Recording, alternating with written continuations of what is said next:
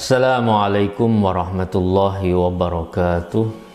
Alhamdulillah wassalatu wassalamu ala rasulillah wa ala alihi wa sahbihi wa man tabi'a huda.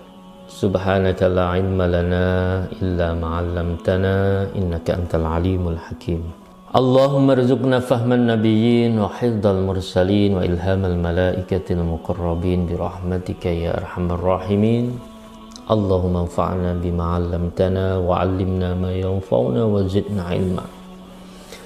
Rabbi shrah li sadri wa yassir li amri wa hlul 'uqdatam min lisani yafqahu qawli wa ba'd. Ila hadratin Nabil Mustafa Rasulillah Muhammadin sallallahu alaihi wasallam wa abaihi wa ikhwanihi minan nabiyyin wal mursalin wa ali kullin wa ashabi kullin ajmain wa tabi'in wa tabi'i tabi'in lahum bi ihsanin ila yaumiddin wa ila hadratil a'immatil arba'atil mujtahidin fid din wal ulama'il 'amilin wal musannifin al mukhlisin khususan muallifi hadzal kitab bil ma'ani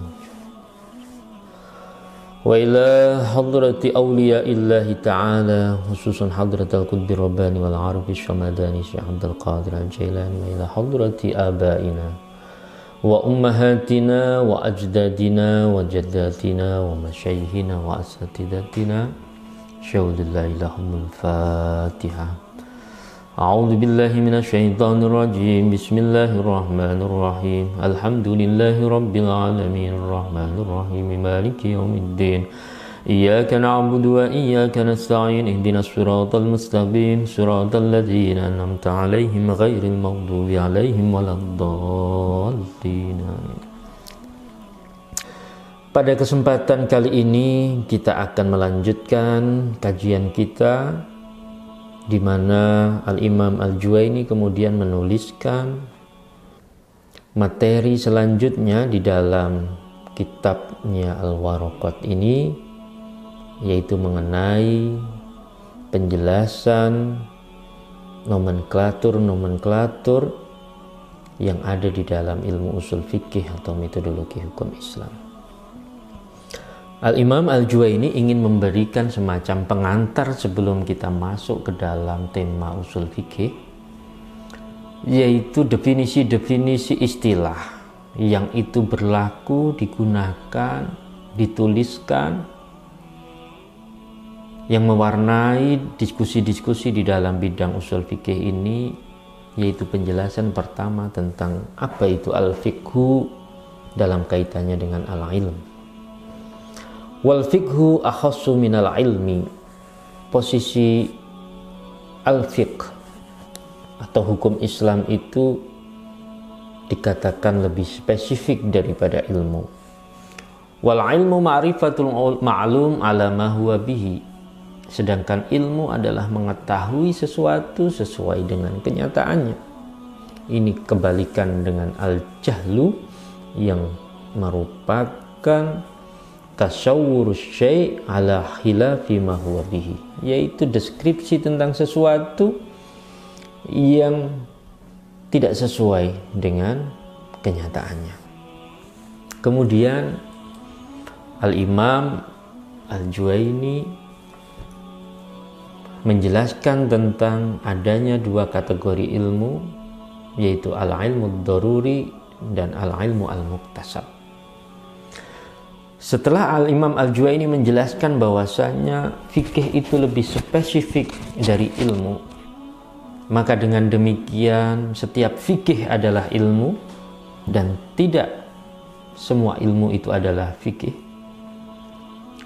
Maka penjelasan selanjutnya Imam Al-Juwaini menjelaskan tentang kategori ilmu, yaitu al-ilmu ad-daruri, yang didefinisikan sebagai ma la yaqa'u an nadharin wastidlalin, yaitu suatu pengetahuan yang didasarkan tidak melalui atau dihasilkan tidak melalui proses pencermatan dan bagaimana membangun argumentasi.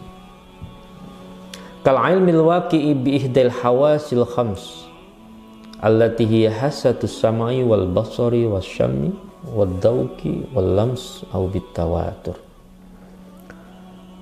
yaitu ilmu atau pengetahuan yang dihasilkan melalui salah satu indera yang kita miliki, baik itu pendengaran, penglihatan, penciuman, perasa, atau juga sentuhan, dan juga pengetahuan yang didasarkan menurut Imam Al-Juwaini bitawaturi, yaitu proses transmisi pengetahuan periwayatan yang sifatnya mutawatir, yang sifatnya kolektif dan itu masif. Maka dengan demikian ilmu daruri, sebagaimana kita menyentuh suatu benda, ini padat, ini cair, ini lentur misalkan, itu adalah pengetahuan yang didapat ketika kita menyimpulkan itu tanpa suatu adanya pencermatan lebih lanjut. Ini untuk membedakan dengan kategori ilmu yang kedua, yaitu al-ilmul muktasab fahuwal mauquf ala nadhar wal istidlal, yaitu pengetahuan yang dibangun didasarkan pada pencermatan dan bagaimana membangun argumentasi secara rasional. Wan nadhar huwal fikru fi halil manduri fih, dan an-nadhar adalah berpikir tentang sesuatu yang dicermati. Wal istidlal talabud dalil, sedangkan istidlal adalah proses membangun argumentasi. Wad dalil wal mursyid ilal matlub, sedangkan apa itu dalil adalah sesuatu yang menunjukkan kepada yang dicari, kepada yang dikehendaki. Al-Imam Al-Juwaini dalam hal ini menjelaskan beberapa kata kunci sebelum kita masuk nanti ke dalam substansi ilmu usul fikih. Istilah-istilah atau nomenklatur-nomenklatur yang terkait itu dijelaskan terlebih dahulu. Setelah sebelumnya menjelaskan tentang al-ahkam yang berlaku, kategori-kategori hukum yang nanti akan menjadi bahan pembicaraan dalam substansi materi usul fikih, Al-Imam Al-Juwaini dengan kepiawaiannya menjelaskan terlebih dahulu nanti sebelum masuk kepada substansi usul fikih perlu diketahui mengenai nomenklatur-nomenklatur baku, apa yang dimaksudkan dan apa definisi sebelumnya. Ketika nanti kita menemukan kata dalil, apa yang dimaksudkan dengan dalil? Oh, itu al-mursyid ilal matlub. Ketika kita dikatakan menemukan al-istidlal, apa itu al-istidlal? Oh, itu thalabud dalil. Kemudian Al-Imam Al-Juwaini melanjutkan penjelasannya dengan memaparkan apa itu ad-dhan dan apa itu asyak, yang juga merupakan nomenklatur istilah baku dan resmi dalam keilmuan ini. Wad-dhanu tajwiju amrayni ahaduhuma adharu minal akhar. Dhan ini adalah kemungkinan terjadinya dua makna, yang mana salah satunya itu lebih kuat daripada yang lainnya. Ini berbeda dengan syak, sama-sama memiliki potensi untuk dipahami dua makna, dua arti, tapi la maziyata li ahadihima 'alal akhari, tidak ada ciri yang menunjukkan bahwasanya salah satu di antara dua makna itu lebih kuat, lebih unggul, lebih prioritas daripada yang lainnya. Maka tingkatannya syak ini lebih absurd daripada dhan. Ketika dhan bisa diketahui makna yang lebih kuat di antara dua kemungkinan makna, maka syak ini hampir tidak meninggalkan jejak lagi untuk kemana makna itu diunggulkan, karena la maziyata li ahadihima 'alal akhari. Wa usulul fikhi, kemudian di akhir penjelasan mengenai nomenklatur ini, Imam Al-Juwaini menjelaskan apa itu usul fikih. Turukuhu ala sabilil ijmal wa kaifiyatul istidlali biha. Singkat sekali penjelasan Imam Al-Juwaini ini mengenai definisi usul fikih. Setelah sebelumnya pada episode itu kita mempelajari apa makna al-usul dan makna al-fiqh, maka rangkaian dua makna itu menjadi satu kesatuan dan kemudian dipahami sebagai metodologi. Metodologi yang sifatnya general dan mekanisme atau tata cara bagaimana membangun argumentasi melalui metode-metode itu. Inilah usul fikih yang didefinisikan oleh Imam Al-Juwaini sebelum nanti kita masuk kepada bab-bab yang merupakan substansi dari ilmu ini. Usul fikih adalah metode-metode yang sifatnya general dan tata cara atau mekanisme bagaimana menggunakan metode-metode ini dalam rangka untuk merumuskan hukum-hukum Islam. Yang dimaksud dengan tata cara itu adalah misalkan dalil itu memiliki hierarki, dalil itu memiliki tartib atau tingkatan-tingkatan yang ada mekanisme untuk takdim dan takhirnya, mana yang harus didahulukan dan mana yang harus diakhirkan dalam proses membangun argumentasinya. Al-Imam Al-Juwaini dalam penjelasan lebih lanjut setelah menjelaskan mengenai definisi usul fiqh atau metodologi hukum Islam, ia menjelaskan tentang tema-tema yang ada di dalam usul fiqh, tentang bab-bab yang ada di dalam keilmuan ini yang secara mendasar harus dipahami, dipelajari oleh siapa saja yang belajar tentang metodologi hukum Islam atau usul fikih ini. Kalau kita cermati kitab-kitab yang dianggit ditulis oleh para ulama sejak pertama Ar-Risalah oleh Al-Imam Asy-Syafi'i dan sampai pada batas akhir misalkan Irsyadul Fuhul ila Tahqiqil Haqq fi Ilmil Usul karya Imam Al-Juwaini,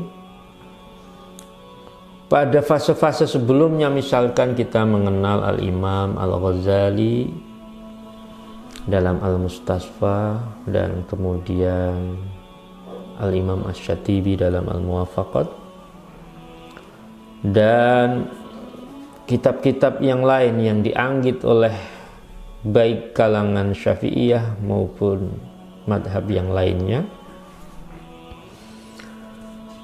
Konten dan substansi pembahasan yang ada di dalam keilmuan ini tidak akan pernah lepas minimal dari 4 tema besar yang dibahas dan dituliskan, dikaji oleh para ulama. Yang pertama adalah segmen pembahasan tentang dalil atau al-adillah. Ini pasti ada di dalam semua karya usul fikih, baik yang matang, yang tipis, yang sedang maupun yang tebal. Kemudian yang kedua adalah mabahisul alfat, segmen pembahasan spesifik tentang kajian-kajian bahasa di dalam Al-Quran dan Sunnah.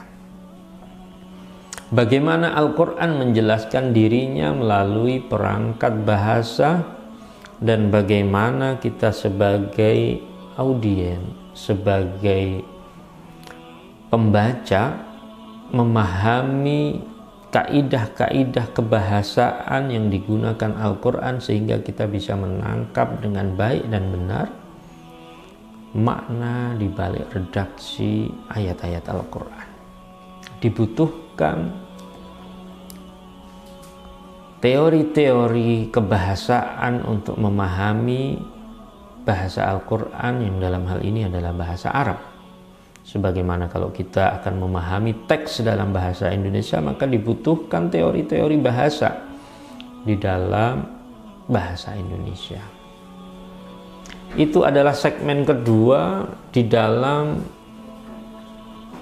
substansi atau materi yang ada di dalam usul fikih. Yang pertama adalah al-adillah dan yang kedua tentunya adalah mabahisul alfat. Di sana ada teori tentang am, teori tentang khos, teori tentang mujmal mubayyan, tentang dohir muawwal, teori tentang hakikoh majaz, teori tentang nasih mansuh, dan teori-teori lain. Kemudian yang ketiga, tidak lepas dari pembahasan ini, semua karya dalam bidang usul fikih adalah al-ijtihad, yaitu mengenai prosedur, tata cara, dan syarat seorang mujtahid sebagaimana dijelaskan sebelumnya oleh Al-Imam Al-Juwaini, bahwasanya usul fikih termasuk di dalamnya adalah ahkamul mujtahidin.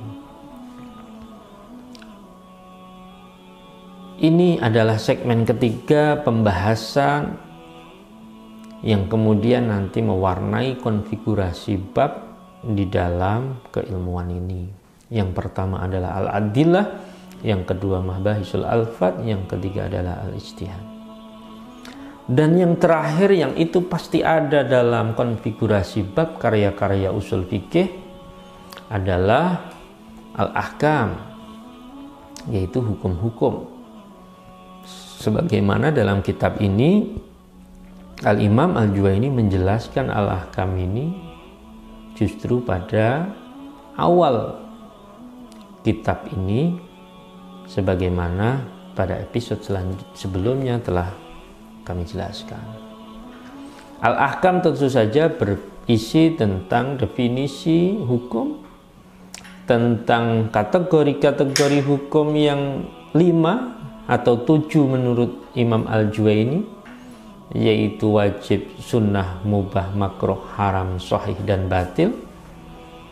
Itu adalah merupakan bagian atau segmen dari usul fikih yang tidak akan pernah lepas suatu kitab untuk membahasnya. Jadi 4 itu adalah unsur-unsur yang kemudian membangun paradigma ilmu ini, yaitu usul fikih, yang disistematisir sedemikian rupa, dirangkai, disusun, dirumuskan sedemikian rupa oleh para ulama dari waktu ke waktu. Para ulama bisa saja membahas tidak sesuai dengan sistematika yang ada, sebagaimana Imam Al-Juwaini. Ketika ahkam itu sebetulnya adalah merupakan produk, maka menurut alur logikanya adalah dimulai dari dalil, mabahisul alfat, ijtihad, dan ahkam. Tetapi Imam Al-Juwaini dengan pertimbangan lain bahwasanya ahkam ini bagian dari fikih, maka dijelaskan terlebih dahulu di luar bab-bab usul fikih. Pada sesi selanjutnya nanti akan kami jelaskan mengenai bagaimana Al-Imam Al-Juwaini membangun usul fikihnya dengan menjelaskan bab-bab yang ada di dalam usul fikih. Di antaranya adalah al-kalam, al-amru wan nahyu, wal am wal khas, wal mujmal mubayyan, wal dhahir muawwal, wal qiyas, wal hadar wal ibaha, tartibul adilah, sifatul mufti wal mustafti, ahkamul mujtahidin, dan lain sebagainya. Ini menunjukkan bahwasanya para ulama terdahulu termasuk Imam Al-Juwaini sudah memiliki kesadaran mengenai pentingnya sebuah paradigma usul fikih itu bagaimana dibangun dan digunakan untuk merumuskan hukum-hukum fikih. Pada kesempatan ini kita bisa belajar dan menyimpulkan satu hal, bahwasannya keilmuan atau disiplin ilmu ini, yaitu metodologi hukum Islam atau usul fikih, itu dibangun dengan berbagai unsur yang dibutuhkan untuk kita bisa memahami Al-Quran dan Sunnah itu dengan baik dan benar. Paling tidak ada 4 yang substantif, yaitu Al-Adillah, kemudian Mabahisul Alfad, kemudian Al-Ijtihad, dan yang terakhir adalah Al-Ahkam. Itu saya kira penjelasan mengenai usul fiqh dan paradigmanya pada episode ini sebagaimana dijelaskan oleh Al-Imam Al-Juwaini. Kita cukupkan sekian untuk episode ini, sampai bertemu pada episode selanjutnya tentang bab-bab usul fikih dalam kitab ini yang dituliskan oleh Al-Imam Al-Juwaini. Wallahul muwaffiq ila aqwamit thoriq. Wassalamualaikum warahmatullahi wabarakatuh.